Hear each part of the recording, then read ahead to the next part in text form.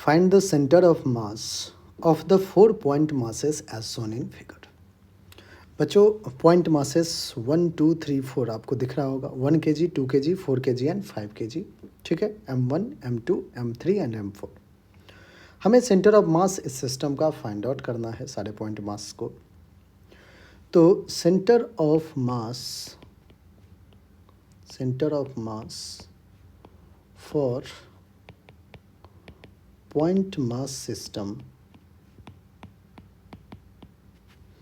Is given by, कैसे लिखते थे बच्चों? Straight forward formula based problem है. ठीक है, कैसे लिखते थे?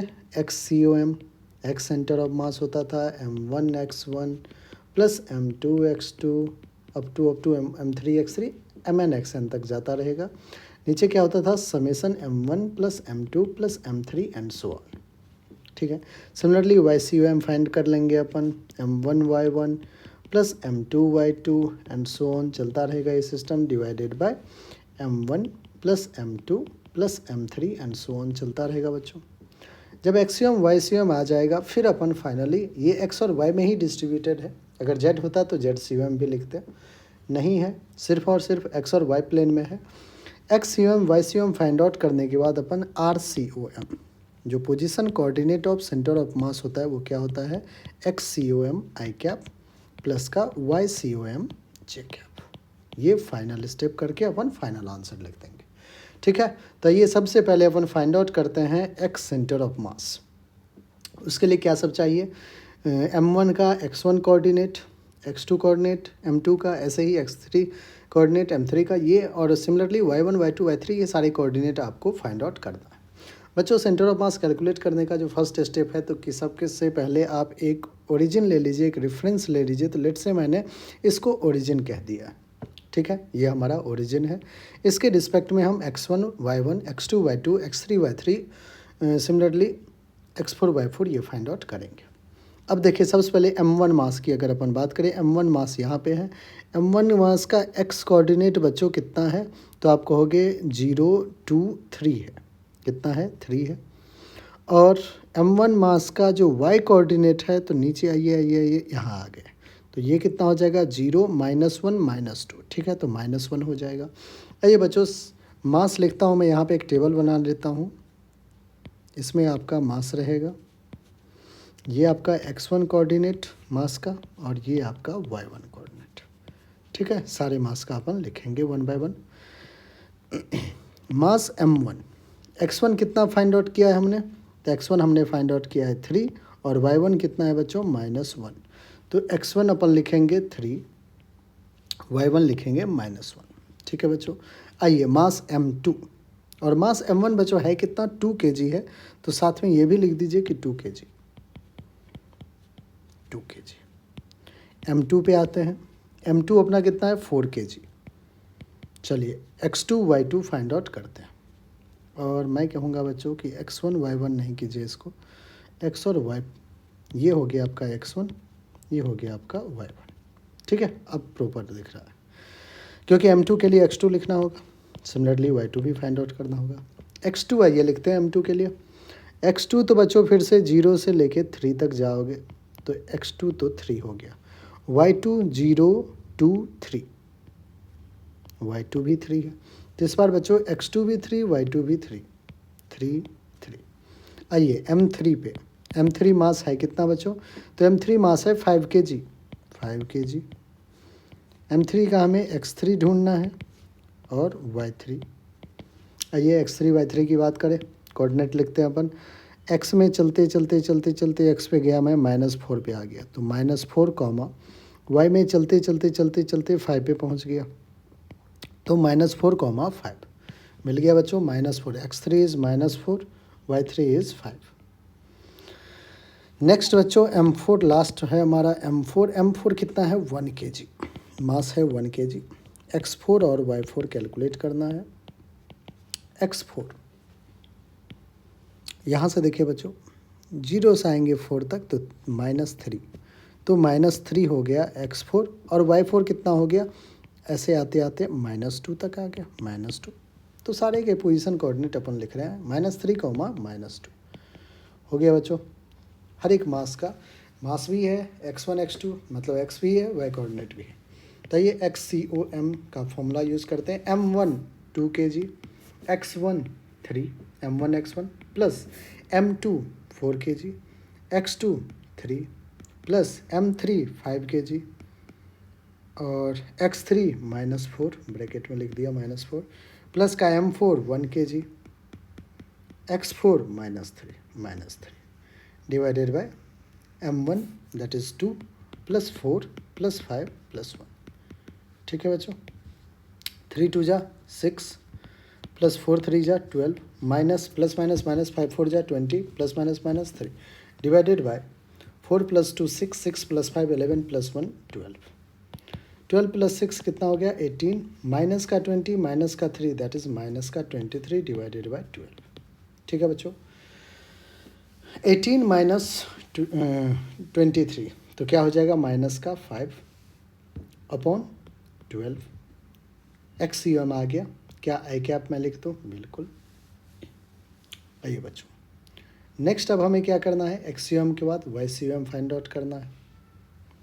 वाई सी एम के लिए फिर से वही फॉर्मूला M1 Y1, M1 कितना है 2 kg, Y1 -3 तो 2 इंटू -1।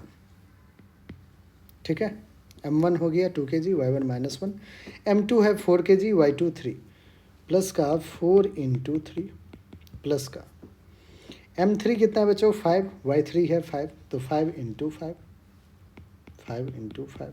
प्लस का M4 है 1 kg और Y4 बच्चों कितना है -2 तो 1 इंटू -2 डिवाइडेड बाय सारे मास को अभी जस्ट ऐड किया आपने तो 12 मिला है आपको। 2 -2 प्लस का 4 3 जा 12 प्लस का 25 माइनस का 2 डिवाइडेड बाय 12। बच्चों सॉल्व करेंगे तो -2 और -2 -4 हो गया, 12 - 4 विल बी 8, 25 में 8 ऐड करेंगे 33 डिवाइडेड बाय 12 और वाई सी ओ एम है तो जे कैप डिनोट कर देते हैं अपन।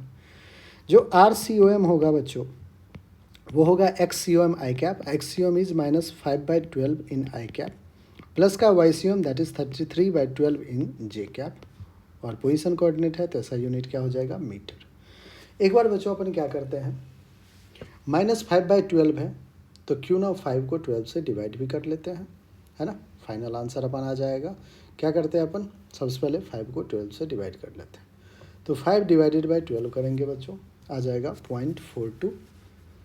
ठीक है, ये आ जाएगा -0.42 इन आई कैप प्लस का 33 को अपन डिवाइड करेंगे किससे 12 से तो आ जाएगा 2.3 2.7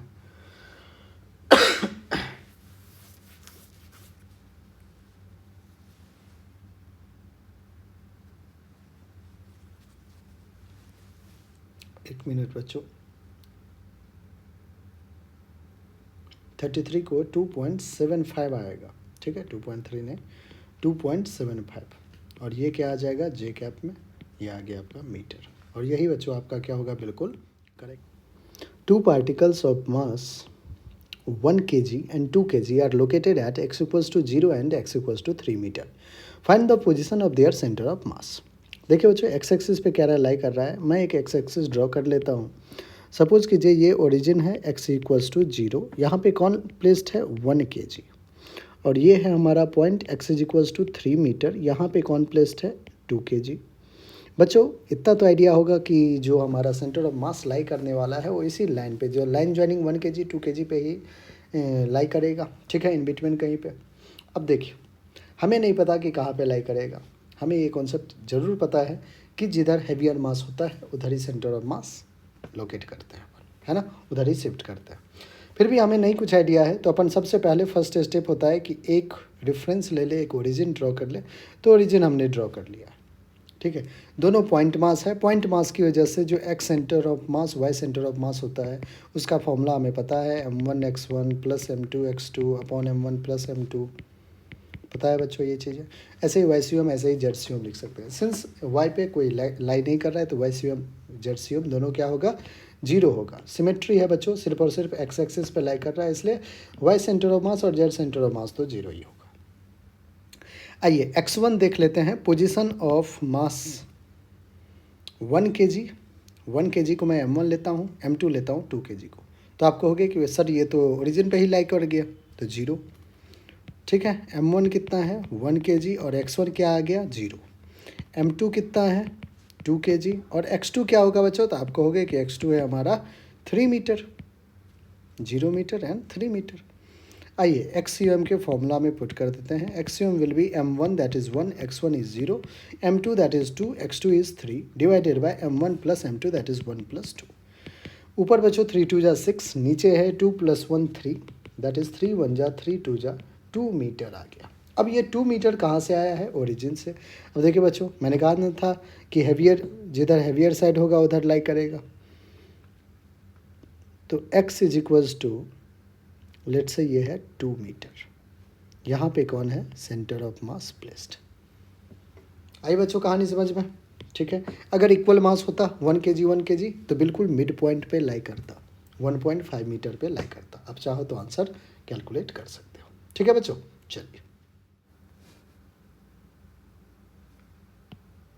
the position vector of 3 particles of mass m1 1 kg, m2 2 kg and m3 3 kg r r1 vector equals to I cap plus 4 j cap plus k cap meter, r2 I cap plus j cap plus k cap meter and r3 2 I cap minus j cap minus 2 cap meter respectively.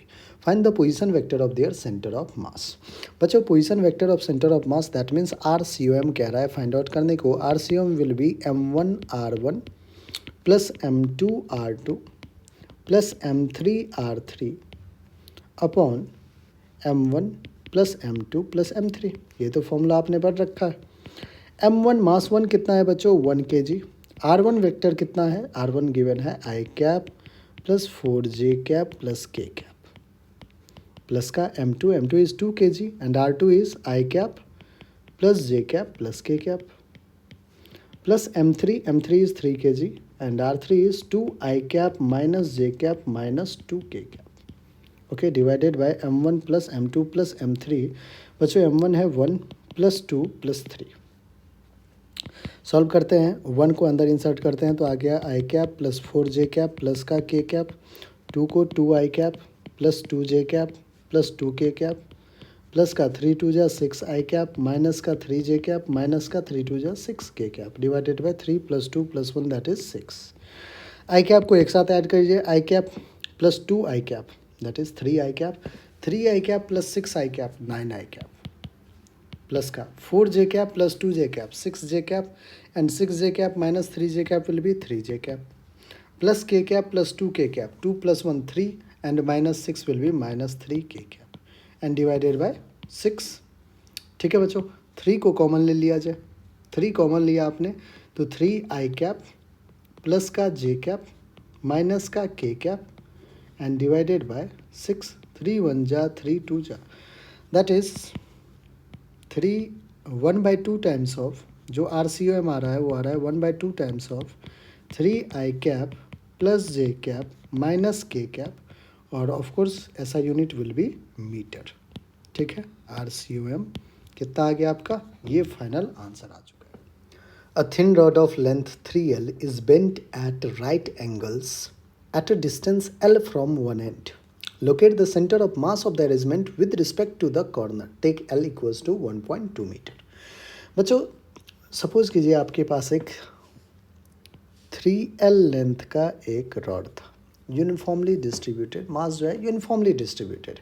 ठीक है, 3L length का है, कह रहा है कि is bent at right angles at a distance L from one and.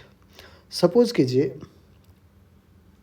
इस and से L डिस्टेंस आकर आपने क्या किया, इसको राइट एंगल पे बेंड कर दिया।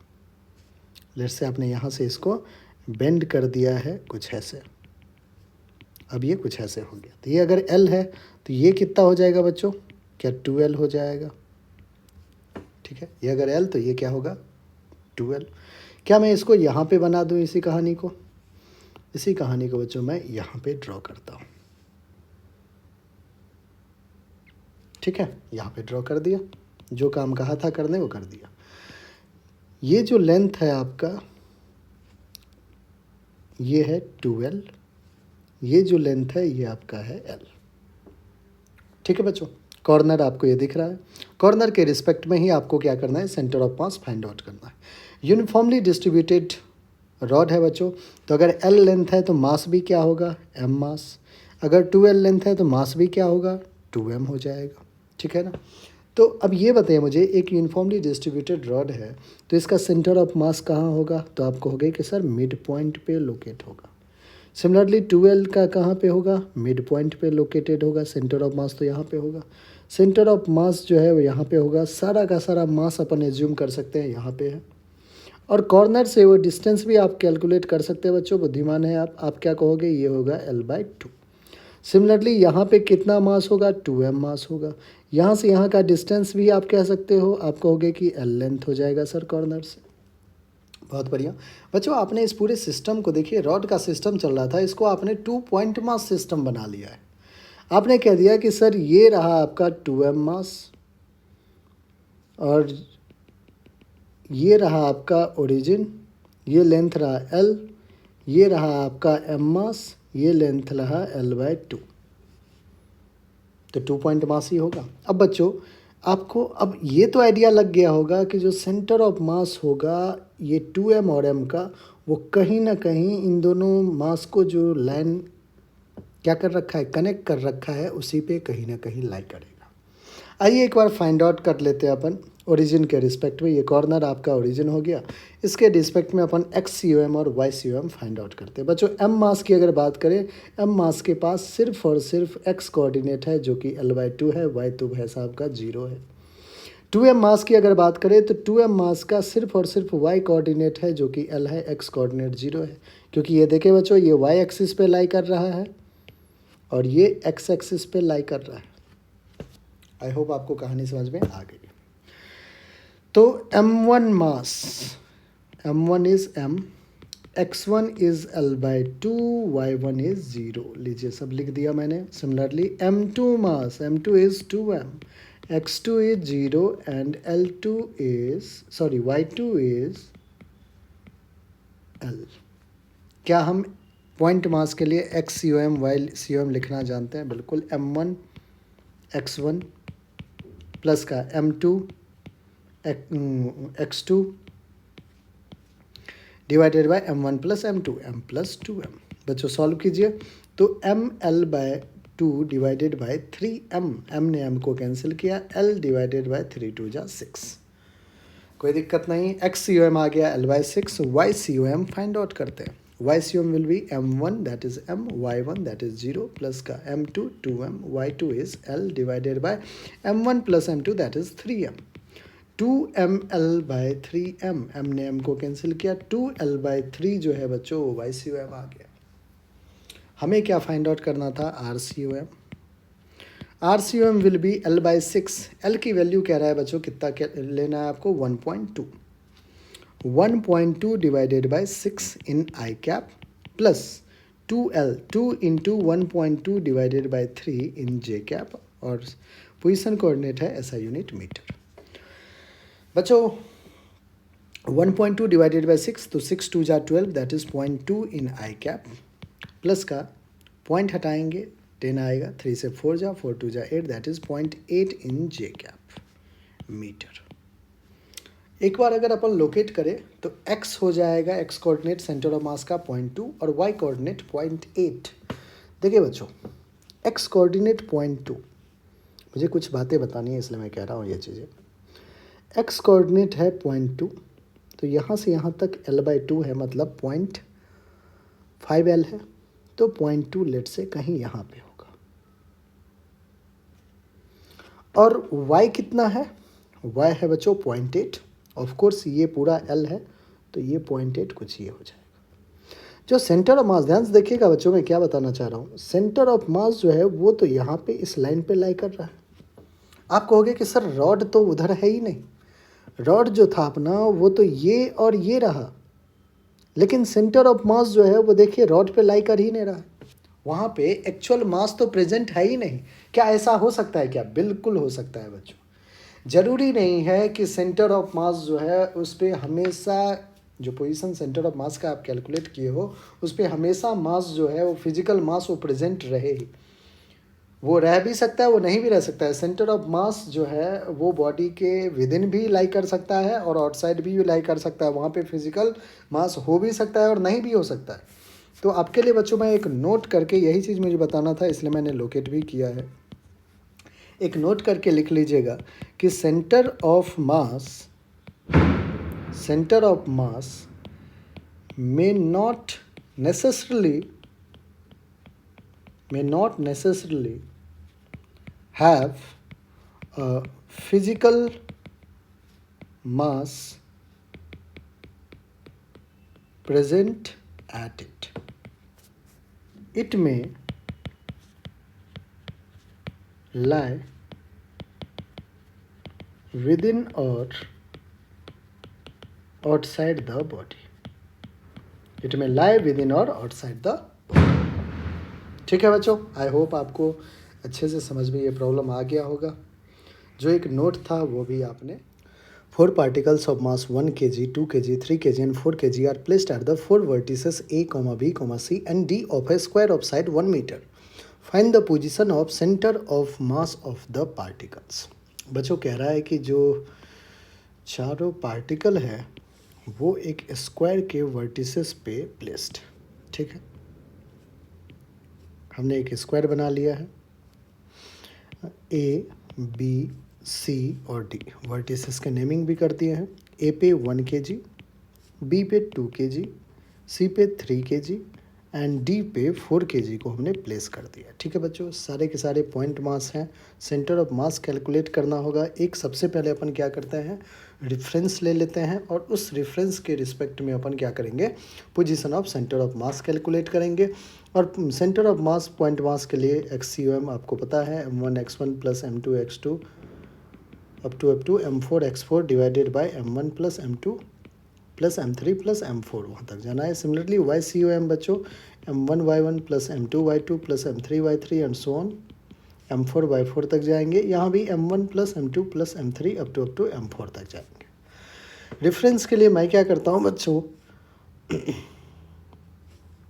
रेफरेंस के लिए मैं 1 kg को सपोज कर लेता हूँ कि x ओरिजिन पे लाई कर रहा है।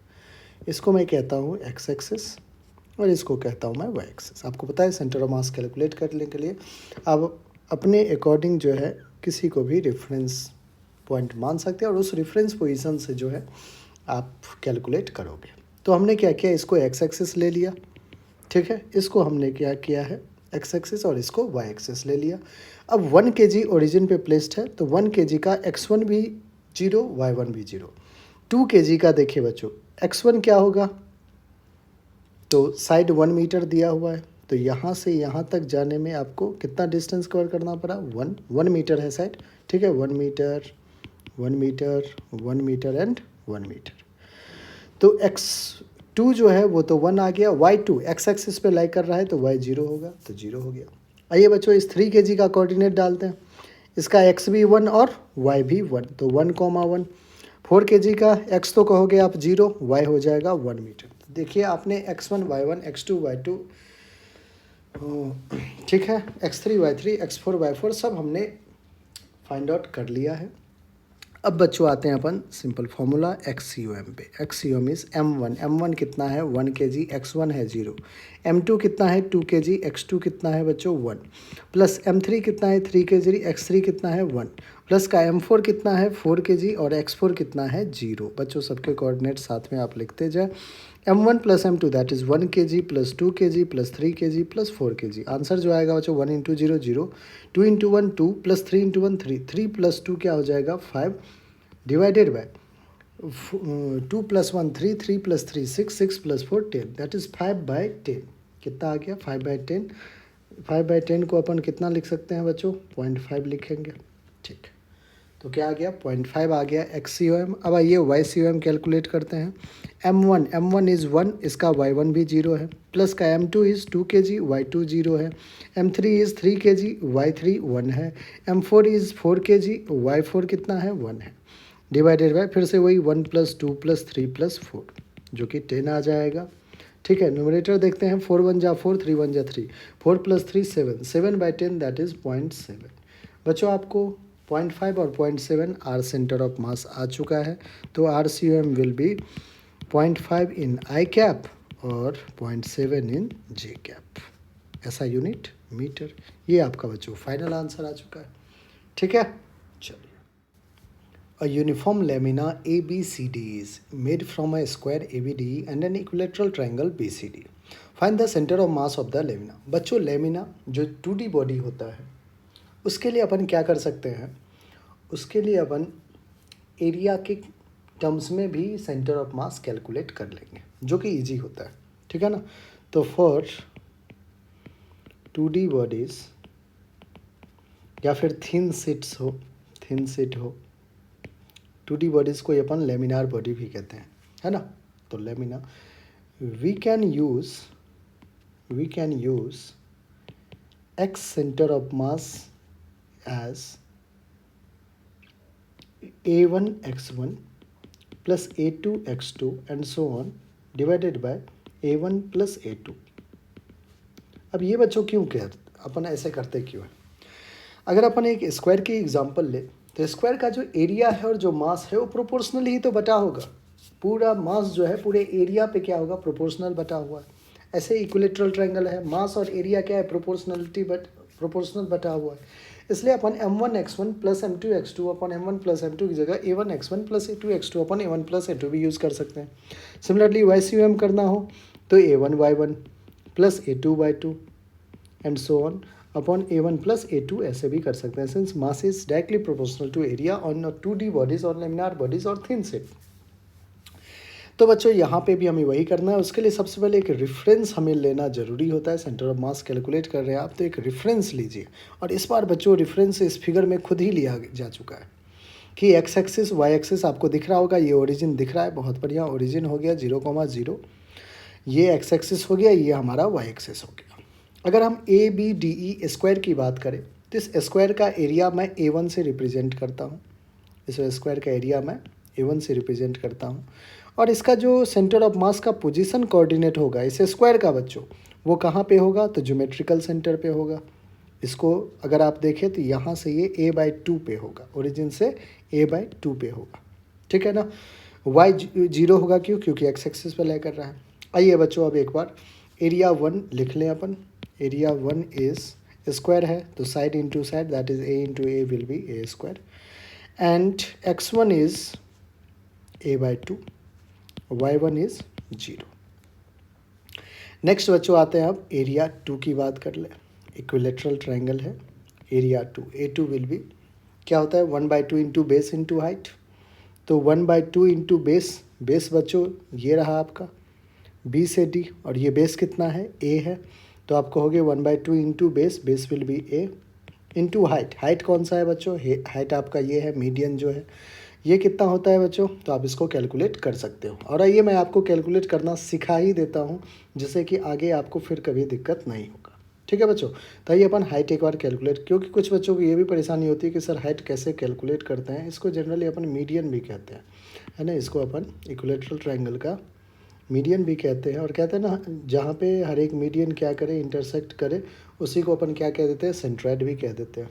और सेंट्रॉइड ही इसका ज्योमेट्रिकल सेंटर भी होता है, centre of mass equilateral triangle का। तब ये सेंट्रॉइड का कॉन्सेप्ट भी यूज होगा। आइए बच्चों सबसे पहले अपन ये साइड कितना है A, ये भी साइड A, ये भी कितना है साइड A। यहाँ पे एक आपने परपेंडिकुलर बाइसेक्टर ड्रॉ किया है, ये एंगल कितना है 60 डिग्री। इसको मैं लिख देता हूँ C जो कि है भी, और इसको मैं लिख दूँ M लिख देता हूँ। हमें CM चाहिए, CM is our perpendicular height. तो CM या फिर मीडियन भी है बच्चों। तो CM चाहिए तो आप कहोगे कि सर sin 60 लिख लो, sin 60 will be perpendicular that is CM upon hypotenuse that is A। तो CM यहाँ से क्या आ गया A इंटू साइन 60। साइन 60 बच्चों कितना होता है √3/2, तो A into √3/2 that is √3A/2 आप लिख सकते हो। तो 1/2 इंटू बेस हो गया A, और हाइट कितना आ गया बच्चों √3A/2। लीजिए आप A2 भी कैलकुलेट कर लिए, कितना आ गया √3A²/4। चलिए बच्चों हमारा A2 भी तैयार है। अब एक बार x2 निकाल ले, y2 तो 0 होगा, क्यों? क्योंकि एक्स एक्सिस पे लाई कर रहा है। x2 बच्चों मतलब हमें क्या निकालना है? सेंट्रॉयड। सेंट्रॉयड ही ज्योमेट्रिकल सेंटर होता है, ज्योमेट्रिकल सेंटर ऑफ मास होता है किसका? इक्विलेटरल ट्रायंगल का। अब बच्चों एक कहानी आपको पता होगा कि अगर मैं यहाँ पे एक सेंट्रॉयड ड्रॉप करूँ तो सेंट्रॉयड जो है इस मीडियम को 2:1 में डिवाइड करता है। ठीक है, 2:1 मतलब 2 पार्ट्स ऊपर वाला है और 1 पार्ट्स जो है वो नीचे आपको जो दिख रहा है। ठीक है बच्चों, तो अब हमें तो भैया ये 1 पार्ट वाला यहाँ से यहाँ तक चाहिए, यहाँ से यहाँ तक चाहिए, निकाल लेंगे। ये जो 1 पार्ट आपको दिख रहा है बच्चों, ये इसको निकालने का तरीका क्या है? तो टोटल कितना है? 2 और 1 मतलब 3 है टोटल, और हमें 1 पार्ट चाहिए, तो 1 अपॉन, और ये बच्चों मैं x2 कैलकुलेट कर रहा हूँ इनफैक्ट। तो x2 के लिए बच्चों ध्यान से देखिएगा, x2 आप कहाँ से ले रहे हैं? तो ओरिजिन से। ओरिजिन से आप पहले तो a चले होंगे, उसके बाद आपको यहाँ पे x2 दिख रहा है, तो x2 इनफैक्ट क्या है हमारा? a प्लस जो भी वैल्यू अब आने वाला है ना बच्चों? x2 इनफैक्ट यहाँ से यहाँ तक है, कंफ्यूज नहीं होइए, यहाँ से यहाँ तक हमारा x2, क्योंकि ओरिजिन से ही तो सारा कहानी ले रहे हैं। तो x2 में आपको पहले तो a यहाँ से यहाँ तक का जो a है वो ऐड करना होगा, और जो अभी आप सेंट्रॉयड कैलकुलेट करने वाले हो ये वाला पोर्शन। तो बच्चों यहाँ पे मैं x2 के लिए लिख दूँ सबसे पहले तो a प्लस का, अब हमें चाहिए ये वाला इतना पोजीशन, इतना चाहिए बच्चों। ये क्या होगा? तो 2:1 में बटना है, मतलब 3 का एक पोर्शन जो 1/3 जो है वो हमें चाहिए। तो 1/3 किसका? पूरे मीडियन सी एम का। मीडियन सी एम कितना है? √3a/2। तो यहाँ से बच्चों x2 क्या आ गया? a प्लस, अब √3 ऊपर 3 नीचे, तो 3 नीचे है उसको √3 लिखेंगे, एक √3 कैंसिल, तो a/2√3 आपको x2 आ गया बच्चों। लीजिए, a1 x1 पता है, y1 0, a2 पता है, x2 पता चल गया है, y2 0। जब बच्चों सारा कुछ पता चल चुका है, आपको पता है कि y1 y2 0 है, तो of course x centre of मास से ही हमारा काम हो जाएगा। एरिया 1 कितना है बच्चों? एरिया 1 है a² इंटू x1 कितना है, x2 कितना है, तो x1 बच्चों एरिया 1 तो हो गया, x1 है a/2, तो a² इंटू a/2। ठीक है, तो इंटू a/2 प्लस का एरिया 2 कितना है बच्चों? एरिया 2 है √3/4 a², √3/4 a² इंटू x2 कितना है बच्चों? x2 है a plus a/2√3। Area 1 x1, area 2 x2 लिख लिया हमने। अब हमें क्या करना होता है बच्चों? अब फॉर्मूला को डिवाइड करना है एरिया 1 प्लस एरिया 2 से, जैसे वहाँ मास 1 प्लस मास 2 करते थे। आइए, एरिया 1 कितना है? a², एरिया 2 कितना है बच्चों? √3/4 a²। चलिए अब सॉल्व कर लेते हैं। ऊपर देखिए a² into a/2 that is a³/2 plus का √3/4 a² बच्चों a प्लस a है, a को बाहर कर देते हैं, यहाँ पे आ जाएगा 1 + 1/2√3 और डिवाइडेड बाय बच्चों आ जाएगा a²। यहाँ भी अगर अपन सॉल्व करें तो बच्चों आ जाएगा अपने पास, a² को कॉमन ले लें तो 1 + √3/4, 1 + √3/4। बच्चों ऊपर न्यूमरेटर को और थोड़ा सिंप्लीफाई किया जाए, a³/2 है प्लस का √3/4 a³ है, इसको सॉल्व कीजिएगा अपन तो 2√3 + 1/2√3 आ जाएगा और डिवाइडेड बाय a², इसको सॉल्व करेंगे तो 4 + √3/4, ये एक्सप्रेशन आ जाएगा। बच्चों a² नीचे है, ऊपर है हमारा a³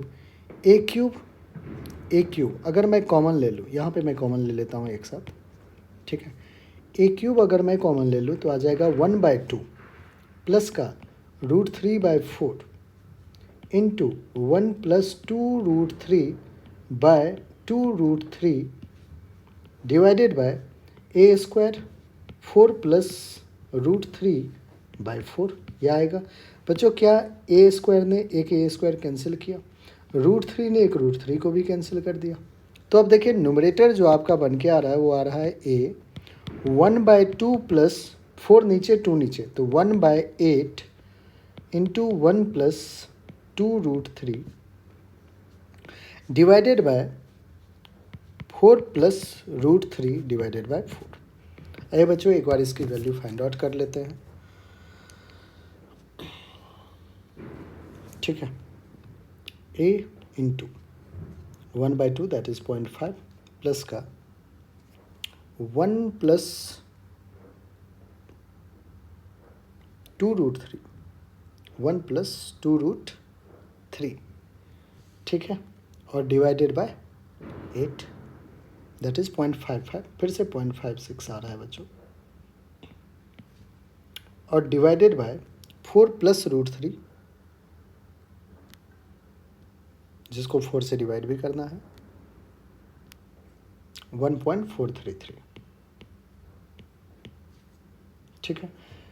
आइए सॉल्व करें। ए इंटू 0.5 प्लस 0.56 डिवाइडेड बाय 1.433, जो एग्जैक्ट आंसर आ रहा है बच्चों वो आ रहा है 0.739। क्या इसको मैं 0.74 लिख दूँ?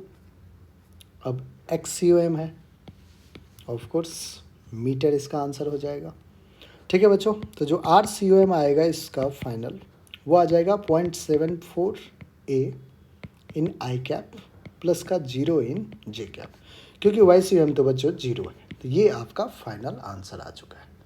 आई होप बच्चों हर एक स्टेप आपका बहुत ही अच्छे से जो है clear. Find the position of centre of mass of the uniform lamina shown in figure. बच्चों यहाँ पे देखिए, सबसे पहले आपको एक सर्कल दिख रहा है और सर्कल के बाद ये जो आपको दिख रहा है ये कैविटी है। इनफैक्ट ये फिगर में क्या है, ये कैविटी बना लिया गया है इसमें से, ठीक है। और हमें सेंटर ऑफ मास निकालना है गिवन फिगर का। तो ये बच्चों हमने देखा है कि अगर 2 डायमेंशनल बॉडी हो, थिन सेट्स हो या लेमिना हो, तो अपन क्या करते हैं, एक्स सेंटर ऑफ मास को, जो सेंटर ऑफ मास का पोजीशन कोऑर्डिनेट अपन फाइंड आउट करते हैं, उसमें अपन सिंस मास और एरिया प्रोपोर्शनल होता है इसलिए अपन ये भी यूज़ करते हैं एरिया 1 x1। अब सिंस कैविटी बनाया गया है तो कैविटी में अपन क्या करते हैं, माइनस का A2 x2 upon A1 minus A2। Cavity वाले प्रॉब्लम्स में बच्चों सेंटर ऑफ मास निकालने का तरीका ये है। अगर y कोऑर्डिनेट निकालना हो सेंटर ऑफ मास का YCOM, तो अपन A1 y1 minus A2 y2 upon A1 minus A2। Similarly अगर ZCOM करना हो तो A1 Z1 minus A2 Z2 upon A1 minus A2, ये फॉर्मूला अपन यूज़ करते हैं, ठीक है बच्चों। अब आइए यहाँ पे A1 क्या होगा, तो A1 हमारा ये जो बिगर सर्कल है इसका एरिया है।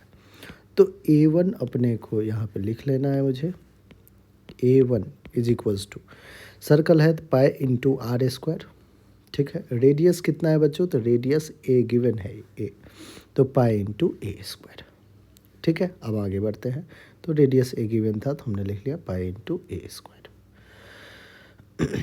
अब देखिए बच्चों x1 क्या है, centre of mass of this bigger circle. तो अपन x1 बच्चों जो पोजीशन कोऑर्डिनेट है बिगर सर्कल का, अपन ओरिजिन पे ही जो इसका ज्योमेट्रिक सेंटर है यहाँ पे मान लेते हैं। तो x1 क्या आ जाएगा अपने पास, x1 तो 0 आ जाएगा, ठीक है। आगे बढ़ते हैं, एरिया 1 x1 आ गया। Area 2 is area of smaller circle. अब स्मॉलर सर्कल में अगर आप देखें बच्चों तो रेडियस क्या हो जाएगा A/2, तो हमारा एरिया क्या हो जाएगा पाई इंटू A/2 का square, that is pi A²/4 हो जाएगा। x2 is position coordinate of centre of mass of that smaller circle. अब स्मॉलर सर्कल का पोजीशन कोऑर्डिनेट हमें कहाँ से लेना है बच्चों, जो रेफरेंस आपने माना ये ओरिजिन से आप ले रहे हो, मेजर कर रहे हो। तो ओरिजिन से ये कितने डिस्टेंस पे है, तो आपको हो गए A/2 डिस्टेंस पे। तो जो x2 है वो कितना है बच्चों, ओरिजिन से A/2 पे, तो x2 हो गया A/2, ठीक है। चलिए अब फॉर्मूला यूज़ करते हैं XCOM। अब बच्चों अगर मैं y कोऑर्डिनेट देखूं तो सब के सब x पे लाई कर रहा है, इसलिए y1 भी 0 और y2 भी 0, सिमेट्री आपको दिख रहा होगा। तो YCOM क्या आ जाएगा बच्चों, 0 आ जाएगा। XCOM अपन फाइंड आउट करते हैं। XCOM is area 1 is pi A² into x1 is 0 minus का area 2 is pi A²/4 into x2 is a by 2 divided by area 1 minus area 2, that is pi a square minus pi a square by 4. बच्चों solve किया हमने तो आ गया pi A square into zero will be zero minus का pi A cube A square into A cube divided by 8 and divided by LCM ले लीजिए 4 pi A square minus pi A square that is 3 pi A square by 4. X C O M का जो expression आ रहा है बच्चों वो आ रहा है minus pi A cube divided by 8 into 3 pi A square और 4 ऊपर चला जाएगा 4 1 जा 4 2 जा पाई ने पाई को कैंसिल किया ए स्क्वायर ने दैट इज माइनस का ए अपॉन 3 2 जा 6. ठीक है तो क्या आ गया बच्चों एक्स सी एम आ गया माइनस का ए अपॉन 6 और वाई सी एम क्या आ गया 0. तो ये आपका बच्चों बिल्कुल करेक्ट ऑप्शन है. If a homogeneous thin rod of mass m and length l is given from symmetry, we know that its center of mass coincides with the geometrical center, that is midpoint of the rod. Prove this by calculation for the center of mass of the rod. देखिए बच्चों suppose कीजिए अपने पास एक ये rod given है. इस rod का एक एंड जो है अपना ठीक है एक एंड ये है और एक एंड ये है. ठीक मास m है और लेंथ क्या है l लेंथ है. होमोजीनियस है थिन रॉड है. कह रहा है कि its centre of mass coincides with. आपसे अगर पूछे कि इस होमोजीनियस थिन रॉड जिसका मास m लेंथ l है उसका सेंटर कहाँ पे होगा तो आप कहोगे कि इसके सेंटर इसका जो सेंटर ऑफ मास होगा वो मिड पॉइंट पे होगा. अब हमें इसी चीज़ को कह रहा है कि प्रूव करके बताओ कि क्या मिड पॉइंट पे होगा. ठीक है तो ये प्रूव करने के लिए जब भी होमोजीनियस सिस्टम आता है बच्चों पॉइंट मास सिस्टम होता है तो x c m y c m z c m अपन या फिर आर सी एम अपन क्या लिखते हैं M1 R1 plus M2 R2 upon M1 plus M2 and so on. लेकिन जब हमारे पास डिस्ट्रीब्यूटेड मास सिस्टम आता है ठीक है मैकेनिकल सिस्टम आ जाता है तो अपन एक्स सी एम कैसे लिखते हैं तो याद होगा x c m is integration of x into D m upon integration of D m.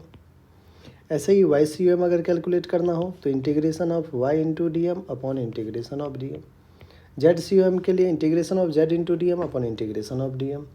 R c m के लिए integration of r into D m upon integration of D m. ये चीज़ें अपन करते हैं बच्चों. सिमेट्री है सब कुछ किस पे लाई कर रहा है एक्स एक्सिस पे ही लाई कर रहा है तो ऑफकोर्स वाई सी एम तो यहाँ पे 0 होगा. एक्स सी एम के लिए बच्चों अपन क्या करते हैं एक ये एंड है इस एंड को अपन रेफरेंस पॉइंट ले लेते हैं ओरिजिन ले लेते हैं. यहाँ से एक्स डिस्टेंस पे जाके डी एक्स लेंथ का एक छोटा सा इनफाइनाइटेसिमल स्मॉल एलिमेंट ले लेते हैं. एक्स डिस्टेंस पे जाके डी एक्स लेंथ का एक छोटा सा स्मॉल इनफाइनाइटेसिमल एलिमेंट ले लिया. क्या इस डी एक्स लेंथ में एक छोटा सा मास भी होगा जिसको डी एम कहेंगे अपन. अब डी एम कैसे कैलकुलेट किया जाए तो आप कहोगे बच्चों ध्यान समझिएगा कैसे कैलकुलेट करते हैं डी एम वो मैं सिखाता हूँ. टोटल मास कितना एम और वो कितने एम मास जो है बच्चों वो कितने लेंथ पे स्प्रेड है तो आप कहोगे एल लेंथ पे डिस्ट्रीब्यूटेड है. तो एम मास क्या है एल लेंथ पे डिस्ट्रीब्यूटेड है. ठीक है तो 1 यूनिट लेंथ पे कितना होगा ध्यान समझिएगा. अगर एम मास एल लेंथ पे है तो 1 यूनिट लेंथ पे कितना होगा आप कहोगे एल को एल से डिवाइड किया तो एम को भी एल से डिवाइड कर दो तभी तो 1 आया है. हमें चाहिए कितना लेंथ में डी एक्स लेंथ में. तो डी एक्स लेंथ में जो मास है उसको बच्चों हम डी एम से रिप्रेजेंट कर रहे हैं. तो डी एम में कितना डी एक्स लेंथ में कितना होगा तो डी एम मास होगा. डी एम मास कितना हो जाएगा तो अगर 1 यूनिट लेंथ का एम बाई एल है तो डी एक्स लेंथ का m by L into D x. I hope बच्चों ये कहानी समझ में आ गई. मतलब यहाँ से हमें ये कहानी समझ में आ गया कि डी एम क्या आ गया मास पर यूनिट लेंथ. बच्चों मास पर यूनिट लेंथ को लीनियर मास डेंसिटी भी कहा जाता है. तो कई बुक में आपको दिखेगा लीनियर मास डेंसिटी. तो d m is m by L into D x और लीनियर मास डेंसिटी को ही लैम्डा से भी अपन रिप्रेजेंट करते हैं. ठीक है इस मास पर यूनिट लेंथ जिसको लीनियर मास डेंसिटी है उसको लैम्डा से भी रिप्रेजेंट कर देते हैं. तो डी एम आ गया m by L into D x. क्या बच्चों ये डी एम जो है वो छोटा सा क्या है छोटा सा मास है डी एम. ठीक है कितने डिस्टेंस पे है एक्स डिस्टेंस पे. तो क्या अब हम एक्स सी ओ एम लिख सकते हैं बिल्कुल लिख सकते हैं. आप कहोगे x C O m is integration of x. X क्या है पोजीशन वेक्टर किसका डी एम का जो ओरिजिन से डी एम कहाँ पे लोकेटेड है एक्स पे into D M, D M is mass per unit length into D x, और divided by D M, integration of D M is M by L into D X. ठीक है बच्चों, अब देखिए x C O M is equals to M by L बाहर कर दीजिए, integration of X D X divided by M by L बाहर कीजिए, integration of D X. M upon L और M upon L cancel out हो गया, बचा क्या हमारे पास integration of X D X. Integration of X D X बच्चों क्या हो जाएगा, integration of X will be X square by to.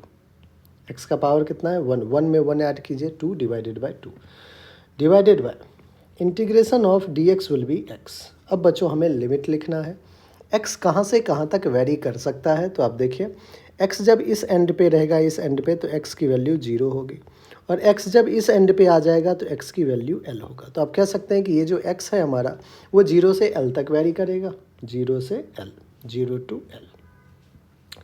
ठीक है, अब देखिए x C O M is equals to 1/2 बाहर करते हैं, एक्स स्क्वायर, तो अपर लिमिट क्या होगा L square minus lower limit 0 का square divided by upper limit क्या है l, लोअर लिमिट क्या है 0। सॉल्व कीजिए बच्चों, 1/2 L square divided by L, एक एल ने एक एल को कैंसिल किया, जो ऑप्शन आ रहा है, जो आंसर आ रहा है वो आ रहा है l/2।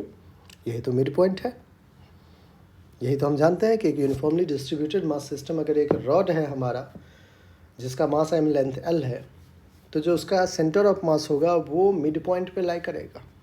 ठीक है, इसलिए x C O M is equals to क्या आ गया आपका l डिवाइडेड बाई 2। ठीक है, that is midpoint of rod, midpoint of rod पे लाई कर रहा है। ठीक है, हमने प्रूव कर दिया।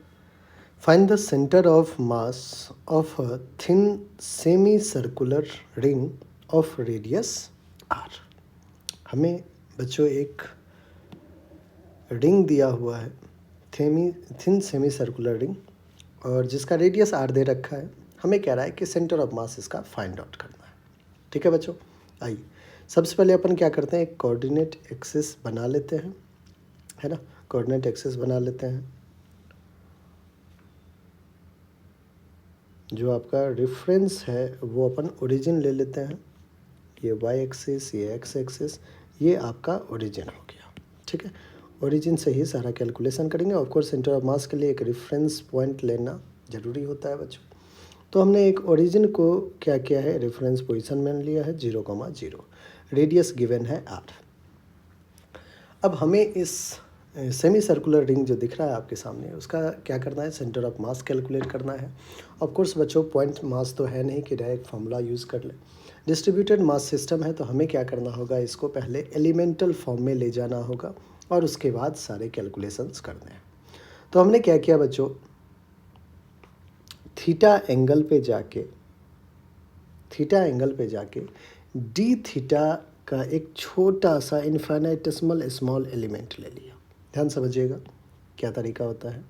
थीटा पे जाके हमने क्या किया, थीटा एंगल पे जाके डी थीटा का एक बहुत ही छोटा सा एलिमेंट ले लिया है। ठीक है, बहुत ही छोटा सा एलिमेंट ले लिया है, लेट से लेंथ है इसका डीएल लेंथ का एक छोटा सा एलिमेंट आपने ले लिया है। क्या इस डीएल लेंथ में छोटा सा मास भी होगा बच्चों, और मास का ही तो मोमेंट अपन लिखते हैं, सेंटर ऑफ मास बेसिकली क्या है, मास का मोमेंट लिखना। तो अब ये जो डीएम मास होगा वो हम कैलकुलेट कर लें। उसके लिए बच्चों कुछ चीज़ें मैं यहाँ पे दे देता हूँ। लैम्डा क्या है, lambda is mass per unit length, lambda is linear mass density, linear mass density. और लैम्डा जो होता है बच्चों वो क्या होता है, mass per unit length, lambda is mass per unit length. ठीक है, तो अगर मुझे डीएम लिखना होगा तो बच्चों ध्यान समझिएगा, अगर मैं इस लेंथ की बात करूं तो ये एक सेमी सर्कल है, तो इसका जो लेंथ होगा वो किसके इक्वल होगा, तो आप कहोगे सरकमफ्रेंस जो होगा इसका, वही इसका लेंथ हो जाएगा, जो कि पाई आर होगा।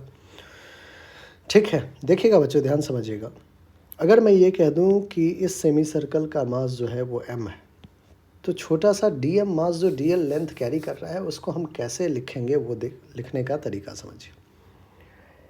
आप कहोगे कि सर पाई आर लेंथ पे कितना मास है, m mass.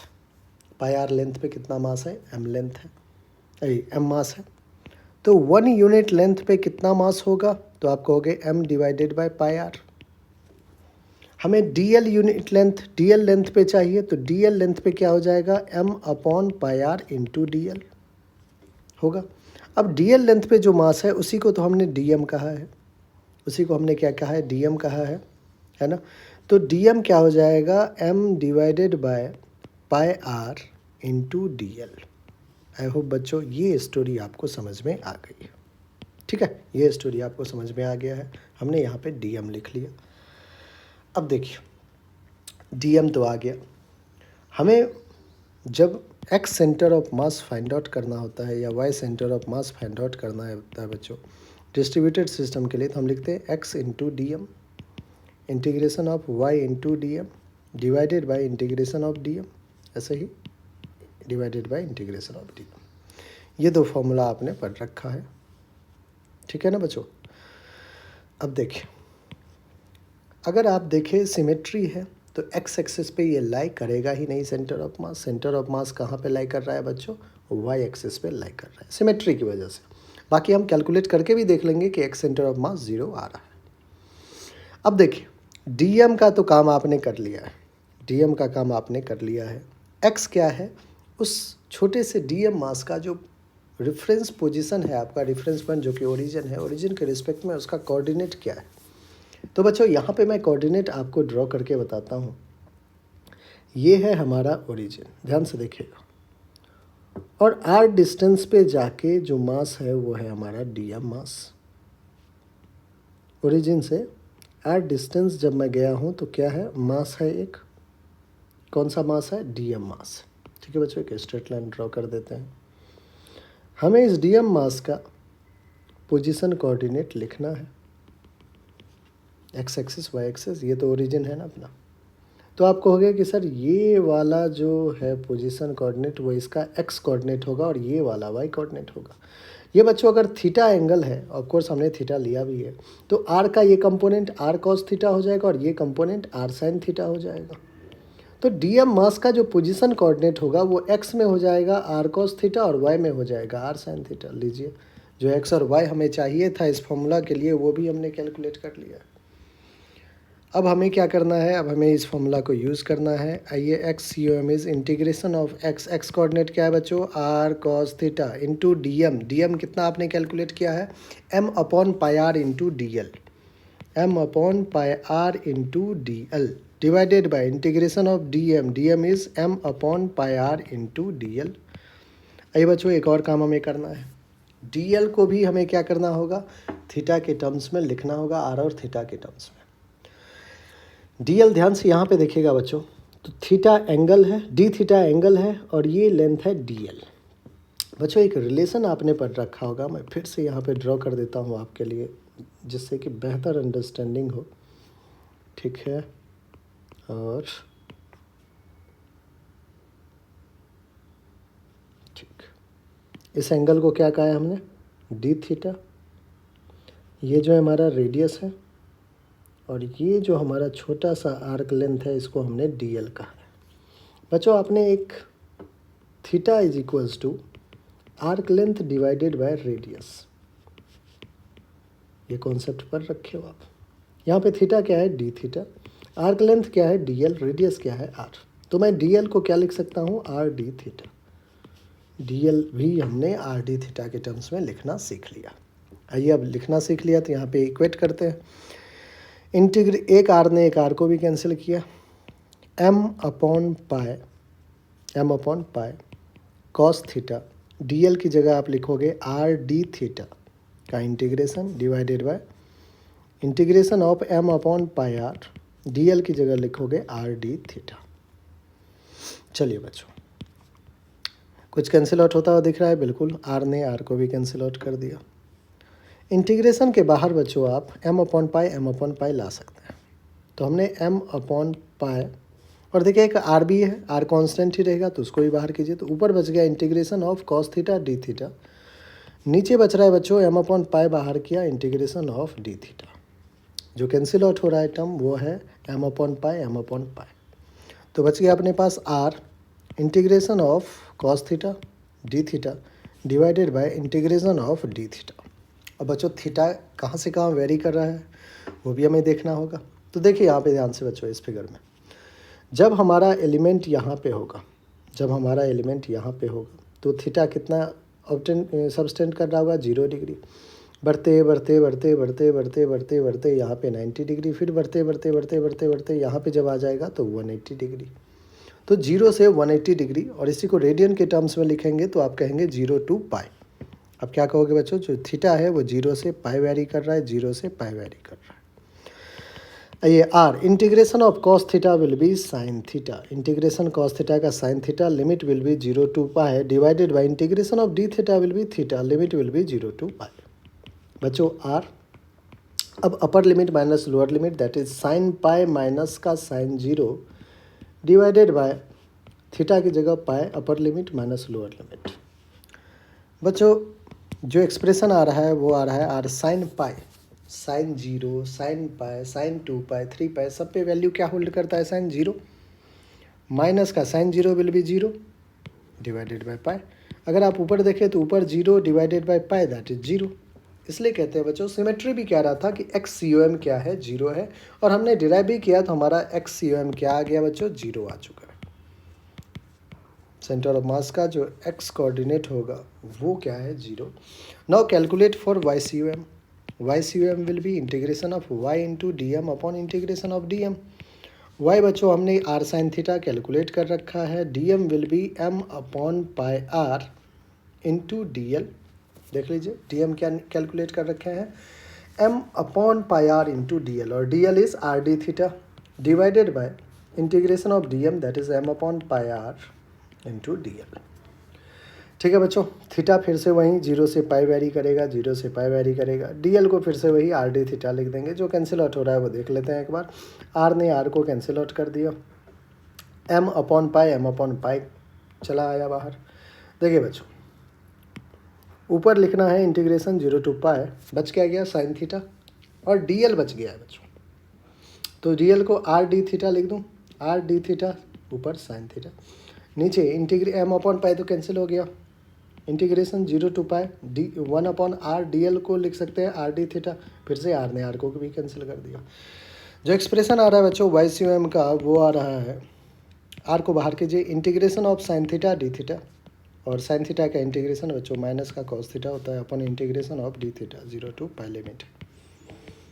Integration of sine theta is minus cos theta, limit है 0 to pi. Integration of d theta will be theta, limit will be 0 to pi.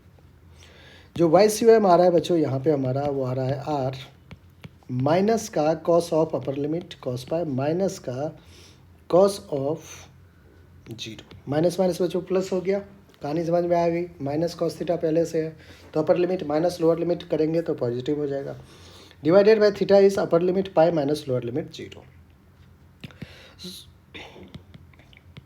बच्चों यहाँ पे माइनस का कॉस पाई आया, cos pi -1 होता है, पहले से माइनस लगा हुआ है तो minus into minus plus 1, plus का cos 0 will be 1 divided by pi minus 0 will be pi, तो 1 + 1 2 आर अपॉन पाई।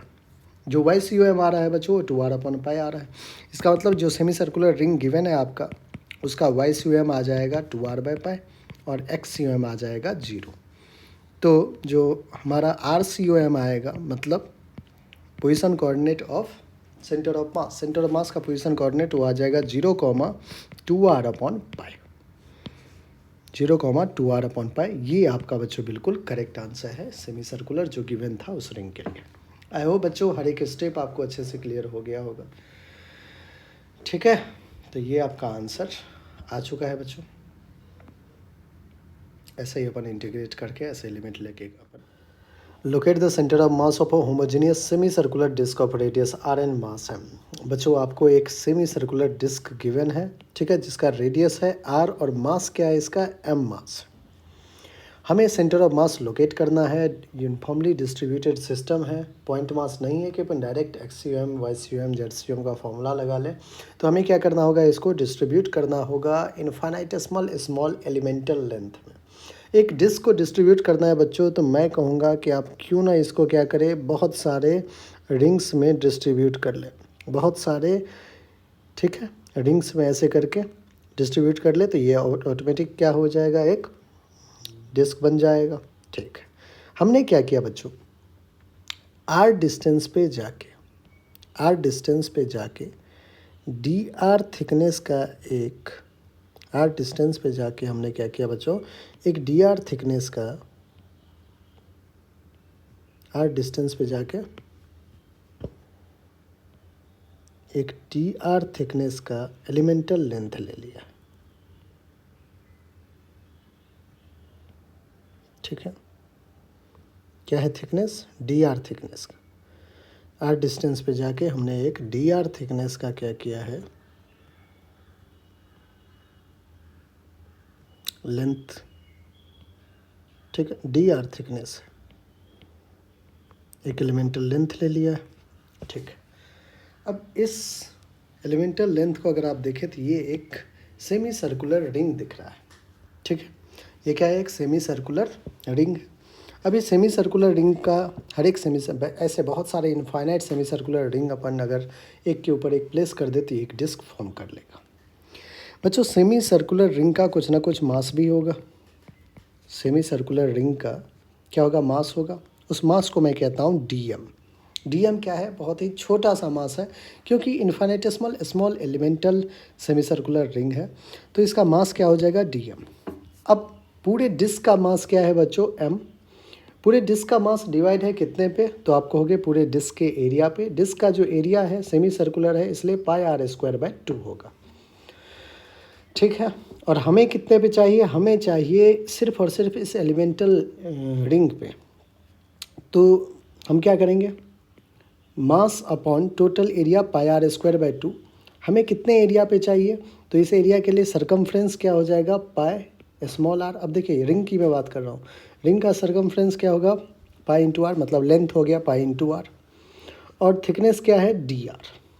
तो आप कहोगे कि जो डी एम मास है वो हो जाएगा 2m upon pi are square into pi r d are. बच्चों पाई ने पाई को कैंसिल आउट कर दिया तो आ गया 2m upon are square into are d r. ये हमारा इस एलिमेंटल लेंथ का डीएम मास है। अब बच्चों रिंग की वजह से, इससे प्रीवियस क्वेश्चन अगर आप देखोगे तो रिंग की वजह से हमने सेंटर ऑफ मास कैलकुलेट कर लिया है। अगर सेमी सर्कुलर रिंग है, इसकी वजह से जो सेंटर ऑफ मास होगा तो ऑफ कोर्स इस रिंग का आप XUM तो 0 ही लिखेंगे, क्योंकि वाई एक्सिस पे लाई करेगा, सिमेट्रिक भी कह रहा है, और हमने डेरिवेशन भी कर रखा है कि XUM 0 होगा। YCOM क्या हो जाएगा बच्चों, तो 2 रेडियस R अपॉन पाई। ठीक है, रिंग का जो रेडियस होगा, और ये किसका है, ये सेंटर ऑफ मास है एक रिंग का। जो एलिमेंटल रिंग है आपका, उसका ये सेंटर ऑफ मास है। इसका मतलब बच्चों ध्यान समझिएगा कि हर एक, मतलब इस रिंग का सेंटर ऑफ मास लेट से यहाँ पे लोकेट कर रहा है, ऐसे किसी और रिंग का इस यहाँ पे लोकेट कर रहा होगा, फिर यहाँ पे, फिर यहाँ पे, ऐसे। मतलब जो सेंटर ऑफ मास होगा वो सिर्फ और सिर्फ आप देखिए वाई एक्सिस पे लाई कर रहा है। अब सारे रिंग को हटा के अगर हम एक छोटा छोटा छोटा छोटा मास अगर मान लें उसको, बच्चों ध्यान समझिएगा, अगर रिंग को हटा के हम सबको डीएम डीएम डीएम डीएम मास मान ले, तो हम YCOM इस डिस्क का कैलकुलेट बहुत ईजिली कर सकते हैं, है ना। अपन कैसे YCOM डिस्क का कैसे कैलकुलेट करेंगे, तो आप कहोगे कि integration of y into D m upon integration of D m.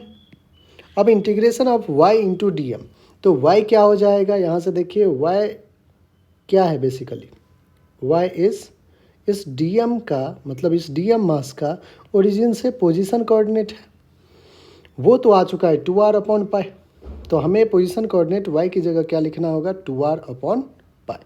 तो integration of 2r upon pi d m mass क्या हो जाएगा, 2m upon are square into are d r, और divided by integration of d m is 2m upon are square into are d are.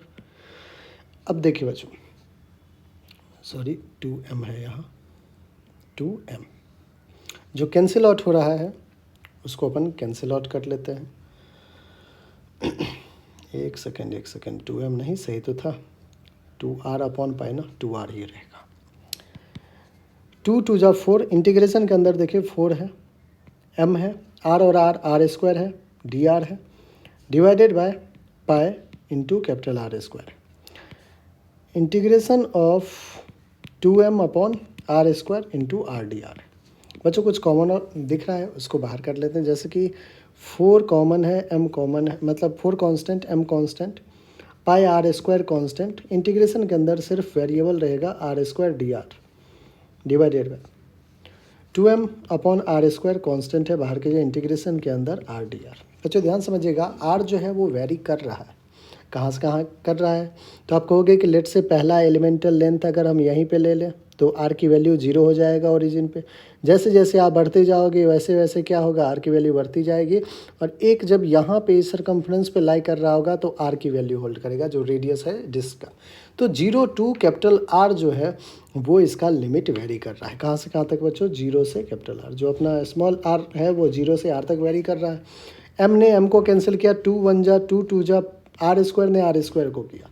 तो हमारे पास जो ऊपर quantity है बच्चों वो है 2 अपॉन पाई, ठीक है, integration of r square d r. R square का integration of course r cube by 3 हो जाएगा, लिमिट है 0 to r, divided by integration of r d r will be r square, limit are square by 2, limit क्या है बच्चों 0 to are. Upon solve करें, 2 upon pi है, by 3 है, 3 को भी बाहर निकाल लीजिए। आर क्यूब है, अपर लिमिट आर, आर का क्यूब माइनस लोअर लिमिट 0, 0 का cube, divided by R square by 2, 1/2 बाहर कीजिए, R square upper limit are square, lower limit 0 square. Solve करेंगे बच्चों, 2 ऊपर जाएगा, 2 2 जा 4 अपॉन 3 पाई, और यहाँ आ जाएगा R cube divided by R square. R square ने आर स्क्वायर को कैंसिल आउट किया, तो जो हमारे पास वाई सी ओ एम आ रहा है डिस्क का, वो आ रहा है 4r अपॉन 3 पाई। क्या आ रहा है बच्चों, 4r अपॉन 3 पाई वाई सी ओ एम आ रहा है डिस्क का। एक्स सी ओ एम डिस्क का क्या हो जाएगा, 0 हो जाएगा। ठीक है, तो ये आपका फाइनल आंसर आ चुका है। इस तरीके से अपन